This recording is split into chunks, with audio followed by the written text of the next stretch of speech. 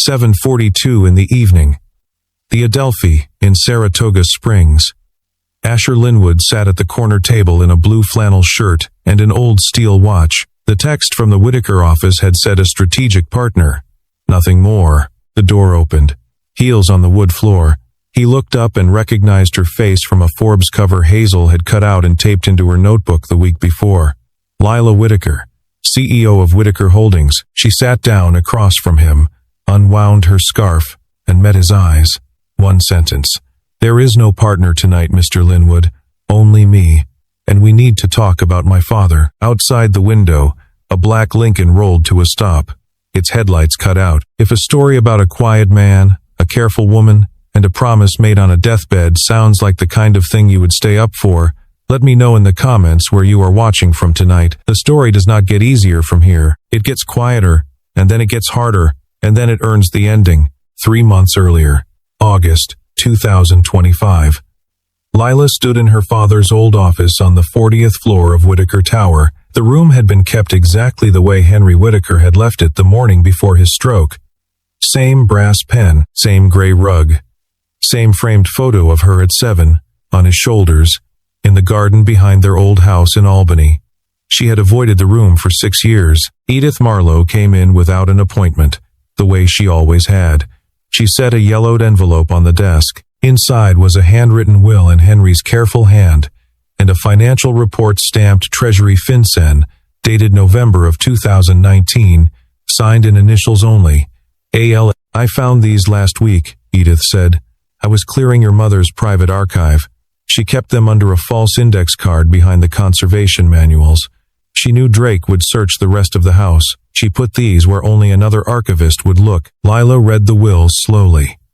The structure was nothing like the version Halston Drake had handed her after her father's funeral. 18% of the operating shares were to transfer to her on her 30th birthday, not her 35th. Drake had used a forged copy to delay her control by 5 years. 5 years he had held the chair as acting chief executive. 5 years he had built 3 shell companies with money he had been moving since the day Henry was buried. She did not cry. She asked, "Who is A.L.?" "I do not know," Edith said. "Your father never used the full name in front of me. I have tried." In the library across town, Asher Linwood was fitting a new brass hinge to a walnut display case. He worked with the slow attention of a man who liked to finish what he started. Edith walked past, brushed her hand against his shoulder, and said nothing. She had been doing that for 3 months, since a contact at the National Archives had confirmed that the only forensic analyst at FinCEN matching the initials and the date was one Asher Linwood, who had left federal service in June of 2020, and who was now standing in her library fixing her cabinets. She had not told him. She had quietly arranged a scholarship for Hazel through the library staff family program, paid for through a discretionary fund she had inherited from Lila's mother. She had told no one. Asher had thanked her without asking too many questions. He had learned not to ask questions about kindness. Lila ran her own search. She found him in declassified Treasury rosters. She found his address in New York State tax filings. She drove past his house at 11 at night and saw a kitchen light and a man and a small girl folding something at the kitchen table. She did not get out. She sat in her car with the engine off for 12 minutes, watching the window, watching the man's careful hands. In late October, she hired Marcus Hale, a state forensic auditor in private practice. She asked him to take a quiet first look at the foundation's books. He came back in 11 days.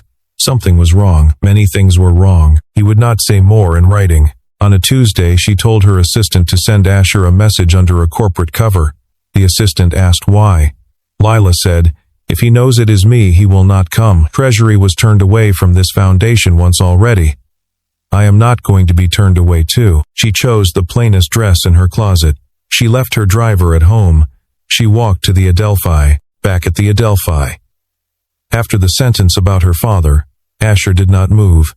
He set the menu down very carefully, as though it might break. "He has been dead for 6 years, Miss Whitaker," he said. "Why now?" She slid the report across the table. He looked at it for a long time.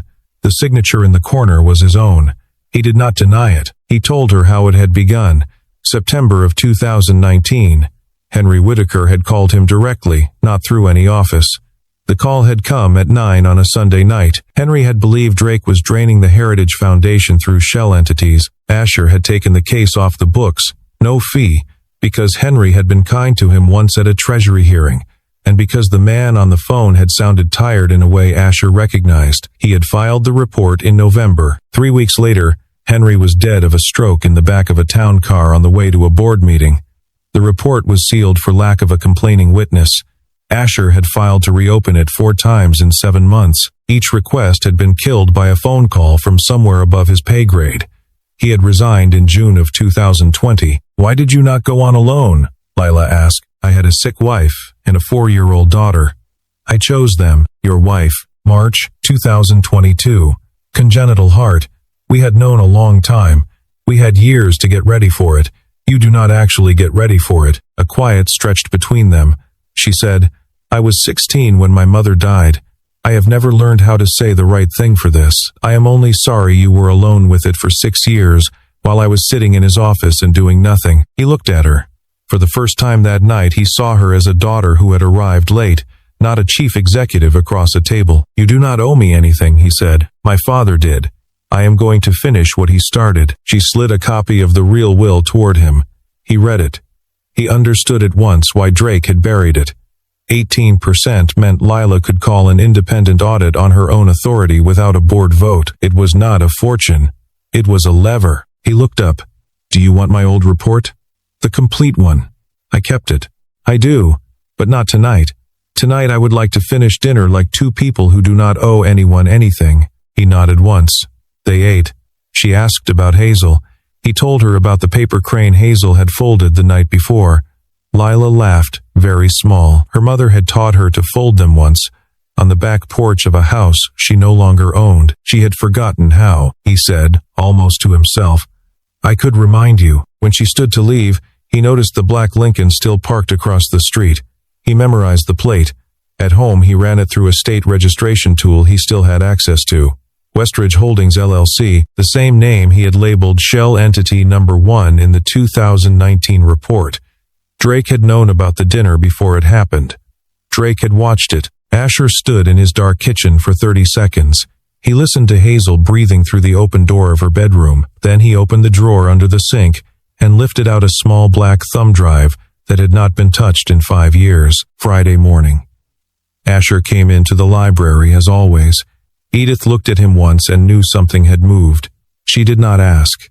She set a brown leather notebook on his workbench. This belonged to Lila's mother. "I have kept it for years. Yesterday I decided it was time." He opened it. Notes on paper conservation. Sketches of folded cranes and irises and lotuses in a clean hand. On the last page, in a careful line, "Whoever reads this far will know how to be patient. My daughter will need patience more than gifts." He read it. He closed his eyes for half a second. He shut the notebook and put it inside his canvas bag. At Whitaker Tower, Lila called Marcus Hale. "I will have additional material this week. We need a special board meeting inside 14 days. I am activating the 18% clause." Hale told her Drake would counterattack quickly and not cleanly. She said she expected that. In the afternoon, Asher picked up Hazel from school. She held out a drawing. Not a refrigerator drawing. A long red maple branch with 2 words at the bottom in her looping print. "For Dad's window." He held it a moment, then folded it carefully, and tucked it inside Edith's notebook between the pages on lotus folds. That evening they sat on the wooden footbridge at Loftbury Lake with ice cream. The water was already cold, dark green at the edges. Hazel asked, "Are you happy, Dad?" He took a moment. "I am learning again." "Learning what?" "How not to be afraid." She nodded the way children nod at things they do not yet understand. Then she said, "When you stop, can I help?" He looked at her. He said, "You already do." Late that night, Asher opened the thumb drive on his kitchen laptop. He matched files against the 2019 report. The patterns were still there. Drake had not even bothered to change the structure. The same 3 shell entities, the same routing through a small bank in Hartford, the same end-of-quarter dumps timed 2 days before the Foundation's reporting cycle closed. A lazy crime, by a man who had not expected anyone to look again. Halfway through, a text came in from an unknown number. "Mr. Linwood, our office would like to discuss the welfare of your daughter. Please respond within 48 hours. Saratoga County Family Advisory Services. He recognized the name, not the county office. A private consultancy Drake had used before to apply pressure on a journalist 2 years earlier. They could not take a child. They could file an anonymous complaint that would trigger a 30-day review by the actual county office. 30 days of social workers asking Hazel questions she should not have to answer. He did not reply. He photographed the message and sent it through encrypted mail to Marcus Hale.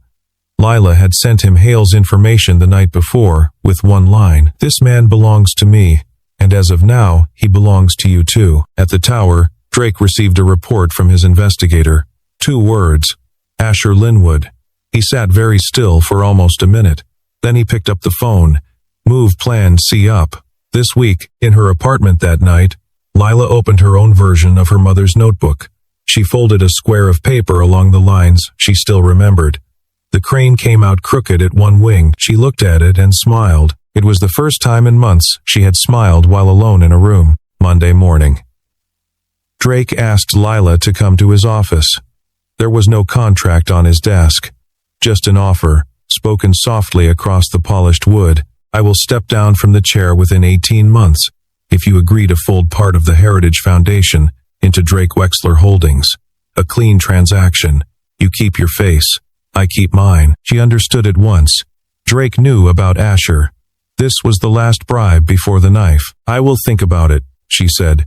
She needed days, not consent. He smiled as she rose. As she reached the door, he said, almost casually, "By the way, the library's facilities manager, Mr. Linwood. I read his guardianship file. It is more complicated than you might think. A widower with living parents-in-law in Boston can run into expanded visitation claims if those parents are encouraged in the right direction. Grief makes people open to suggestions, so does an attorney offering to work for free." It was not a threat. It was a suggestion. In the elevator, she called Asher. The first call since the Adelphi. "I need to see you. Today." "Not at Whitaker. The library closes at 6. The West Reading Room. Edith has the key." 6:30 that evening. The West Reading Room. Old oak table. A single yellow lamp. Outside the leaded glass window, the November wind was already cold. She sat down and her hands were not quite steady, not because of Drake, because she did not know how to say it without pulling Asher in deeper than she had already pulled him. He set down 2 cups of tea Edith had pressed on him at the front desk. He pushed one across the table to her. She wrapped her hands around it. Has he moved on Hazel yet? Not directly. He hinted that Rachel's parents in Boston might be encouraged to seek expanded visitation. Asher was quiet for a long time. Diane and Tom Whitlock were good people.